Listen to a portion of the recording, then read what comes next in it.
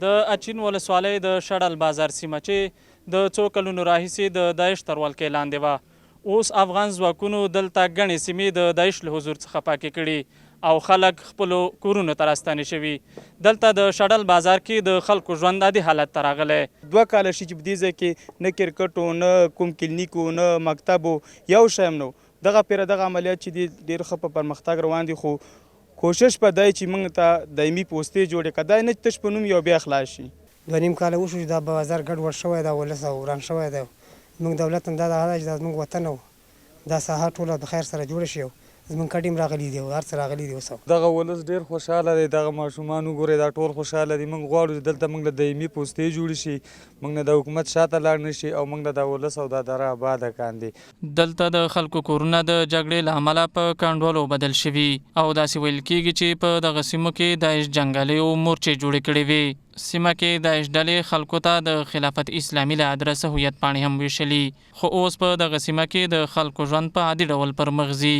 خلک له افغان حکومته په دایمي توګه د یادو سیمو د ساتنې غوښتنه کوي. په هغه زموږ کې چې اوسه پورې داعشان کې ګرځي، د اوس حکومت هغه کې ګرځي، موږ ډېر خوشحاله یو. یو دایمي کار وکاندي، بلکې داسې یو کار ونه کړه چې موقتي چې حکومت راشي او بیرته بیا له داعش او له طالب او له بل حکومت شخص راشي او موږ بیا د خپلو کورونو څخه وباسي او بیا در په در خاورې په سر وي. بیا موتي کوټه کې ته بندول په تذکیره هم درکول او چې څه یې ویل هغه به د منلو که نه معامله خلاصه وه. د دې سیمې یو تن سیمه ییز قمندان سمد ملنګ بیا وایي چې خلکو ورسره ژمنه کړې چې له دې وروسته به داعش او طالب جنګالیو ته په خپلو سیمو کې ځای نه ورکوي او نه به هم په خپلو کروندو کې نشه یي توکي وکري. نه به بند کرو، نه به کوکنار کرو او نه به سیمې ته داخل ته طالب را پرېږدو او نه به داعشي را پرېږدو. که کله موږ دا داعشي او امارت را پرېښوده او بنګ او کوکنار هم وکرله، موږ به دې حکومت ته 15 لکه افغانۍ جریمۍ او د موږ سره دا خط لیکلی دی د بیرغ لاندې ژوند به دا خلک د موږ سره کا. له بلې خوا د اچین ولسوال اسماعیل شینواری بیا د یادې سیمو د دایمي ساتنې ډاډ ورکوي. په تجهیز شکل سره زموږ د محلي پولیسو په واسطه باندې په دغه ساحو کې پوستې جوړېږي، ولې بیزونه به د اردو او د سرحدي کنډک لخوا دلته چې څنګه واده شوي ده جوړېږي.